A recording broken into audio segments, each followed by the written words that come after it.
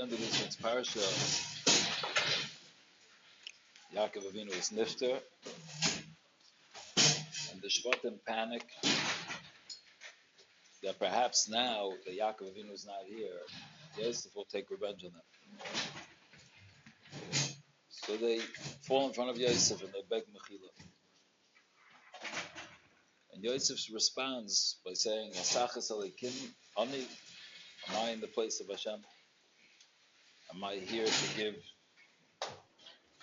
punishments to people? Am I here to take revenge? It's not my job, it's not my place. Don't worry about it. Now, Chazal tell us that this episode and that statement for Yosef was actually a punishment and a retribution for something that happened many, many years before Yosef was born. When Rachel was childless, and she saw her sister having child after child, she came in desperation to Yaakov. She said, give me children. Give me children. And the pasuk says that Yaakov got upset. And he said, Hatachas alikim anochi. Am I in the place of Hashem? Almost identical words. And HaKadosh Baruch Hu said at that moment, and for those who are familiar with the Silsei Shah, this is quoted there, HaKadosh Baruch Hu said, that's how you respond to somebody who's in pain, who's in distress. Chayacha, I swear that your children are going to stand in front of her children. And the Marzur says it means this episode where they're going to stand in front of Yosef begging for their lives, anxiety-ridden, stressful situation, and Yosef is going to say the same words back to them.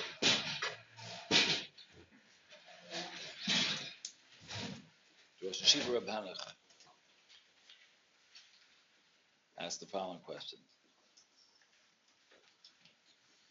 Yaakov was obviously wrong in how he responded to Rachel. He was punished for it. How did he make that mistake? How did he mess up? The Sforno says Yaakov didn't lose his temper. There was nothing personal. The Sforno says that Yaakov did it to stand up for Hashem's honor because he thought that Rachel's request, give me children, made it sound like it's in Yaakov's hands and that Hashem doesn't run the world. The Sforno says Yaakov had to push away his love for Rachel to stand up for Hashem's honor. Yaakov didn't want to do it. He felt it was the right thing to do to stand up for Hashem. So if he had no negia and there was no personal investment here, how did he mess up? How did he do it at the cost of his Ben Adam Lachavera? That really wasn't what Hashem would have wanted. And Rosh Yeshiva said, Yaakov did it 100% l'shem Shemayim, he did it for Hashem's honor, but he misassessed how much rachamim and compassion Hashem has for a person. He didn't know that HaKadosh Baruch Hu cares so much about the pain of a human being that Hashem would rather you be meichel in his covet than to cause any distress to this woman. You stood up for my covet at the cost of Rachel? Don't you know how much I love people? Don't you know how much I care about every iota of pain? I would never want you to do that. I would never want you to stand up for my honor.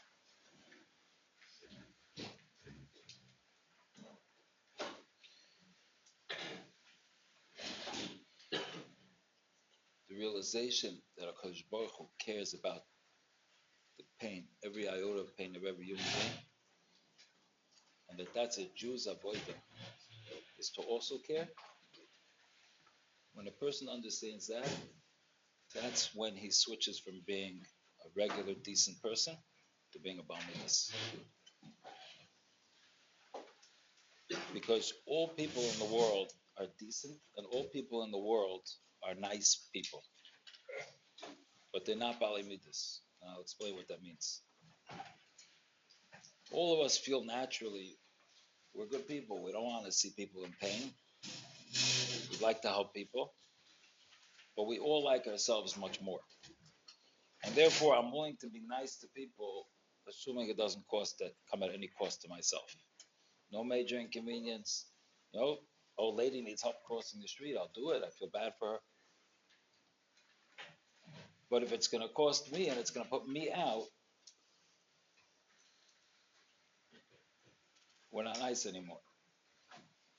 With one exception. If social expectations demand that we do it, then we do it. But that's also because we only care about ourselves and our standing in the eyes of other people.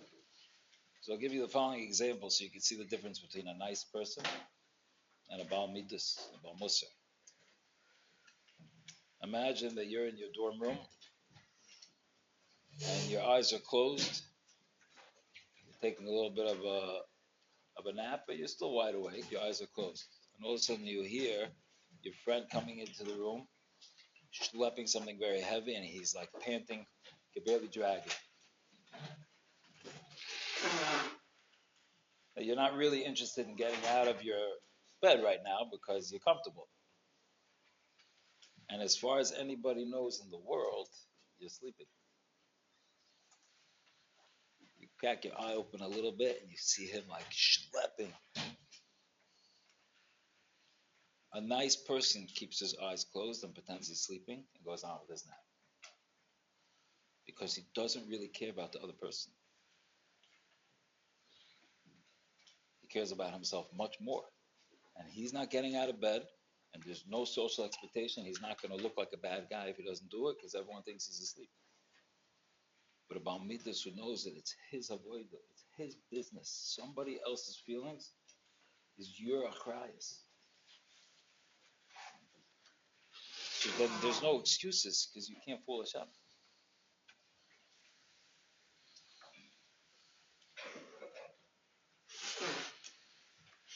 You have it often when it comes to excuses. Sometimes a person can come up with a good excuse that will fool everybody as to why they can't help. But they know the truth. If you're a nice person, you give the excuse because there's no longer a social expectation. I called up, I said, I'm not feeling well, sorry, I would have loved to help, I'm just not getting over a cold now. But if you're Baal Midas, his feelings is your Avodah, your Ruchniyus.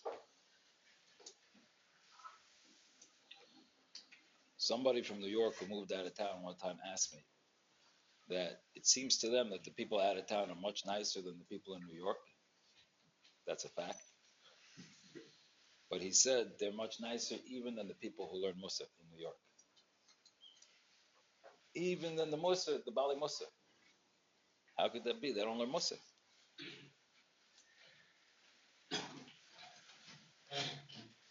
I said because it's a totally wrong assessment. They just have higher standards, social expectations of what it means to be nice. So they're nicer. In New York, we have lower standards for what's acceptable. Out of town, they have higher standards. That in no way, shape, or form defines a Baal Midas. A Baal Midas means, let me see the guy when it's inconvenient for him and nobody in the world knows. And there's no social pressure on him. Let me see if he'll go do it anyway. That only happens if you work on it. That only happens if you're a Baal Midas. That only happens if you learn Mussar.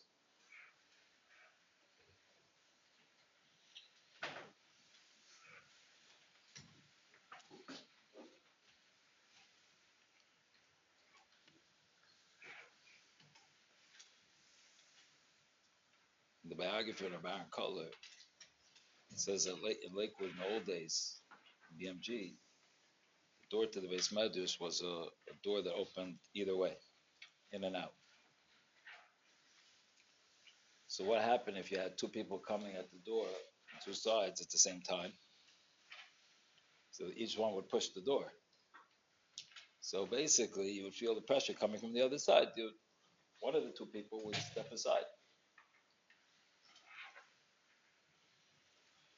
So one time a bacher is going out of the Beis Medrash. The bacher told over the story. And he was in a bad mood. So he starts to push the door and he feels pushed back from the other side. Somebody's pushing to come in. So the bacher decided, This time, he's going to step aside, not me. So he pushed again, and he kept pushing. And after a couple seconds, the person on the other side stepped aside, and the door swung open. He saw Baron Cutler sitting there like this, with his face covered. Because Baron Cutler chapped in a second that there's a bacher on the other side who's being a shtickle not menschlich and has no clue that it's the Rosh Hashiva on the other side. And the minute the door opens and he sees that it was Baron Cutler on the other side, he's going to be mortified. So Baron stood there with his face covered, let the guy leave, don't be mabayish. Why not? He did it himself. He deserves it. You're just going to stand there and see him walk out. His feelings are your Ruchniyus. Hashem cares so deeply about the pain of a Jew.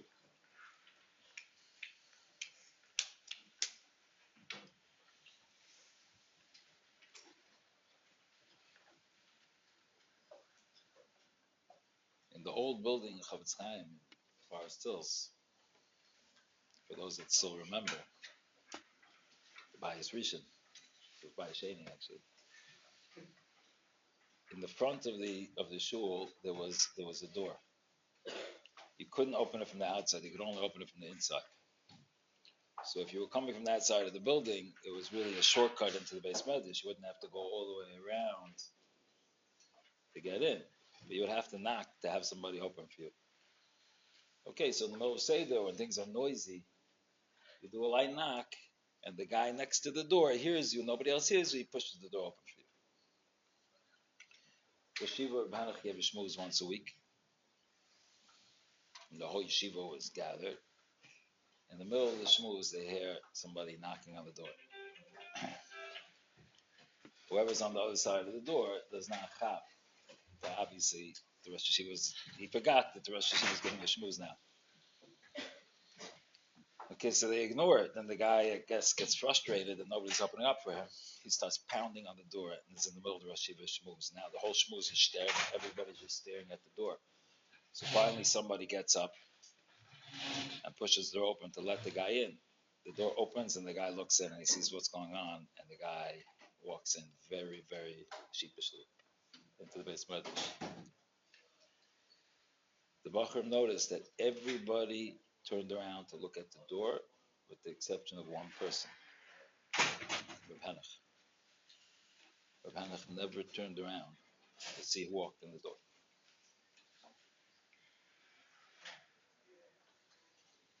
Because Rosh Hashiva, as he's talking and saying Shmur, chaps.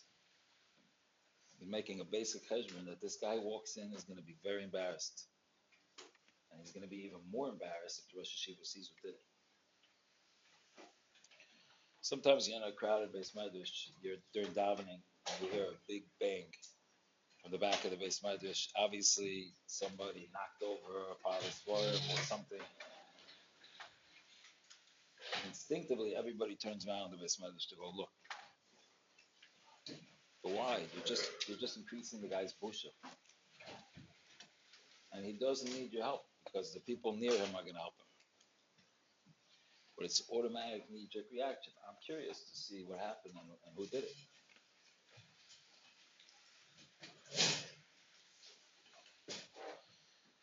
Another Jew's busha, Rabbi Yoda busha.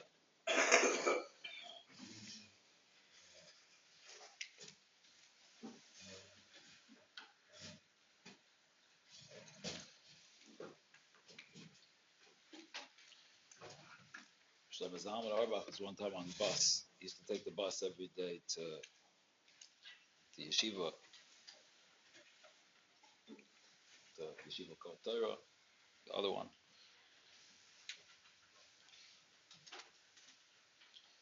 And a lady sat down on the bus next to him, a not-from lady.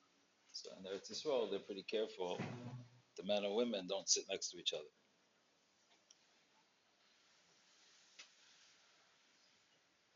So Rabbi Zalman, after a minute or two, said to the lady, "Excuse me, this next stop is mine." And he stood up and got off at the next stop and waited there 20 minutes for the next bus. there were Bachrim from the yeshiva who were also on the bus going to yeshiva. So when Rabbi Zalman showed up late to yeshiva, they came and they asked him, why did the Rosh Yeshiva do that? Why did the Rosh Yeshiva get off the bus? Why didn't you just move? So Rabbi Zalman said, I really had only three options. I could have continued to sit next to her. That's not an option. It wasn't appropriate. I could have told her, excuse me, gotten up, moved to another seat, or stood. But she would have known in 1 second what I'm doing. That I don't want to sit next to her. And that she made me uncomfortable. And then she would be uncomfortable. He said, there's a third option that nobody ever thinks of. Get off the bus, and you wait for 20 minutes. Oh, that means me putting myself out. No. So I got off the bus. This is not to make this not religious lady feel uncomfortable.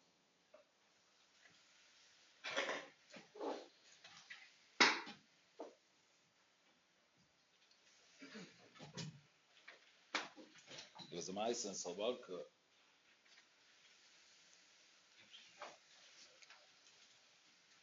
Every once in a while you see this happen. A bacher walked in on Shabbos morning, still obviously half asleep, and he started to roll up his sleeve to put tefillin on. Shabbos morning. Sometimes you can see it every once in a while. So a bacher ran over to go remind him that at Shabbos, the Alter noticed that the bacher had a smirk on his face. It was funny that this guy is making a little bit of a fool out of himself. The Alter didn't say anything to him. 8 years later, on Erev Yom Kippur, the guy came to the Alter for a bracha. And he asked the Alter to give a mussar. Coming to Yom Kippur, what do I have to work on? What do I have to do tshuva on? The Alter said, 8 years ago, I saw you smile at that guy who was making a fool out of himself. You were miskabed b'koin chavera. You felt good that somebody else was being put down. I've been watching you for 8 years. I see no improvement. The boy said, that we do this all the time. Guy makes a fool out of himself, and everyone's smiling, everybody's laughing. So you say, it's funny. It's just funny. What do you want me to do? So I'll tell you another ma'aseh.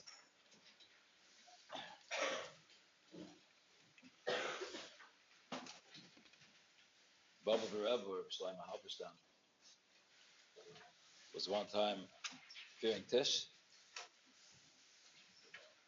and another Rebbe showed up at the Tish, and of course they brought him up to the front, and he sat near the Baba Rebbe. But this visiting Rebbe was apparently a strange person, and he started to do very weird stuff at the table. Now he's sitting at the head table next to the Rebbe, and there are thousands of people on the bleachers focused on that head table. It doesn't take too long until the attention of the entire crowd is on him, doing the weird stuff that he was doing at the table.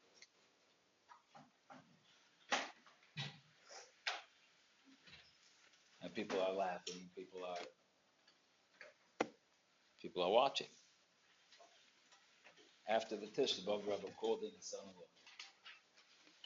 And he said, did I notice you smiling at that guy at the Tish?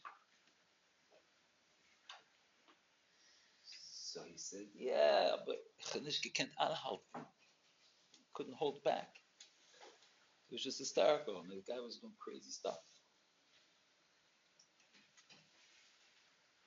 So the Baba Rebbe said to him, what then is a Yid?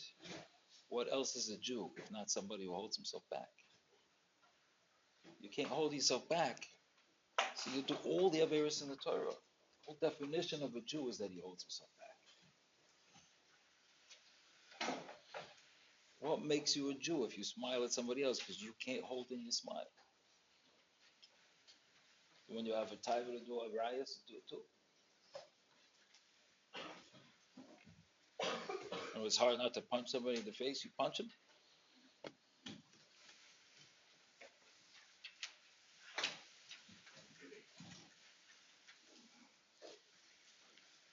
person realizes that somebody else's feelings are his avodah, are his Ruchniyus,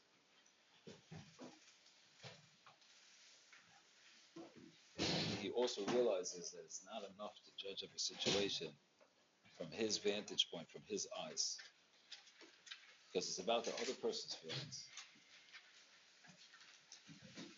So you have to learn how to see the situation from his eyes, how he's going to feel about it. And sometimes that's the hardest thing in the world, because something that we're sensitive to, something that we can relate to, then we understand that that's going to hurt somebody else and we can be careful. When it's something that doesn't affect me and is not relevant to me, to be able to understand that to him it's going to hurt, that's much harder. It takes a much bigger person.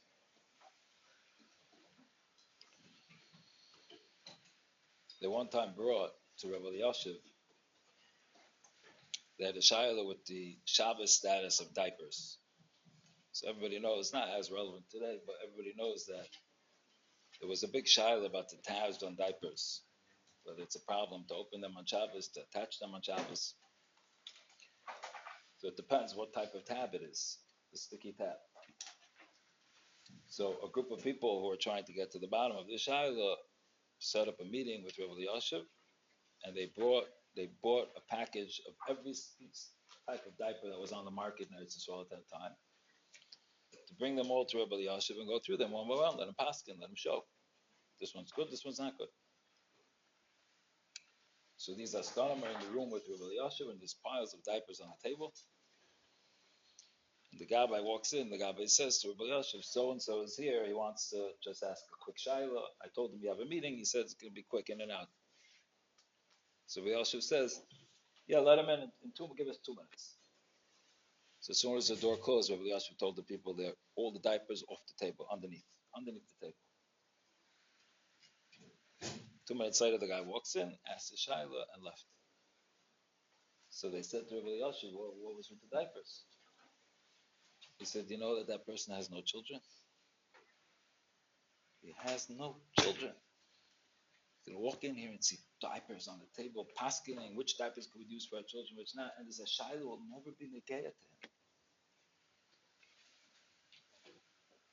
Rabbi Yashiv himself had like 14 kids. But to be able to chap and see things from the other person's perspective, he has no children. A split second to make all the cheshbonos. How's he going to feel about it? It's going to cause him pain. But what are we supposed to do about it? Move the diapers. It's a pain to move the diapers and put them back on. It's going to cause him more pain.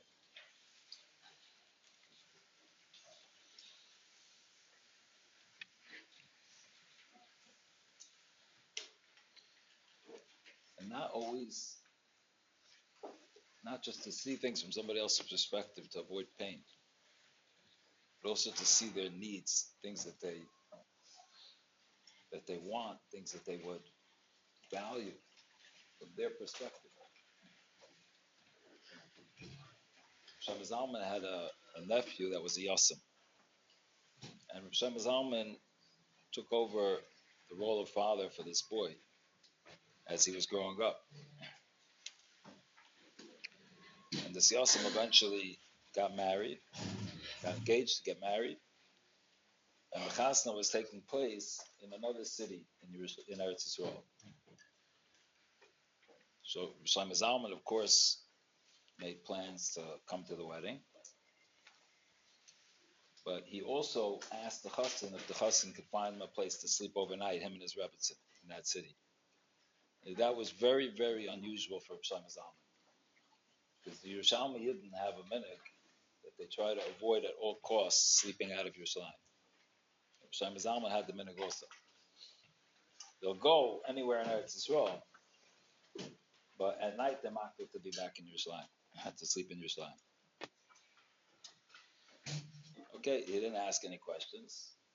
And he made arrangements for Rav Zalman and his wife to sleep over.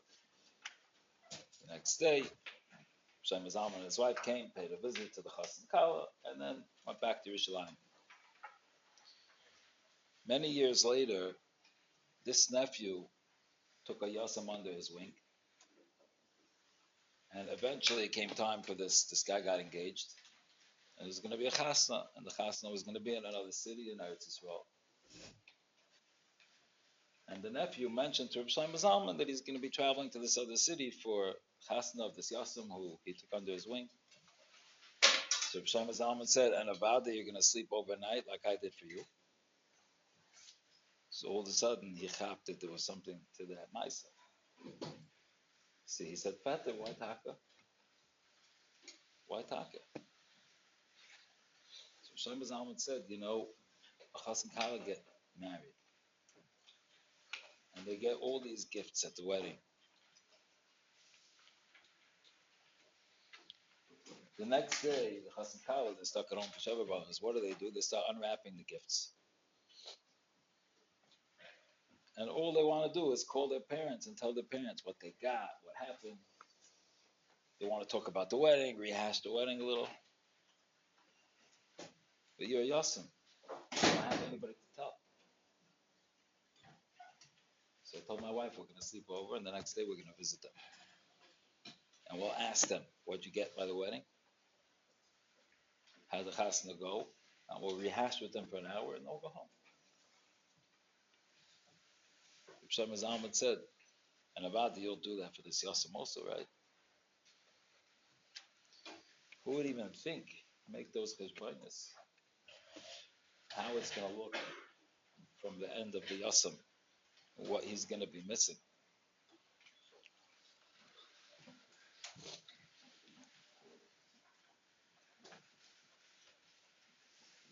Only if a person comes to the truth that somebody else's feelings is his avodah, and he looks for ways to understand other people, how to help them.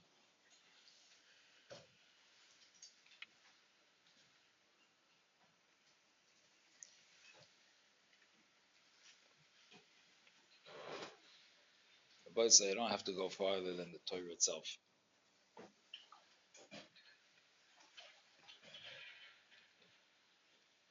Two examples that Rosh Shiva Banach points out in Parshas Boy that every child learns about, but nobody ever applies it to themselves.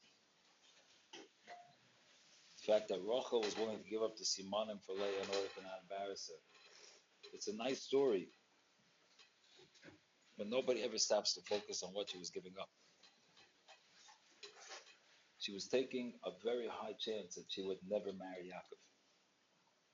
She would never be one of the Imahis. She would never be the mother of Klal Yisrael. And she would totally destroy her entire destiny. To not embarrass Leah one time. It's a story you hear as a child. And then you walk out of class and you embarrass 10 people. At no cost to yourself.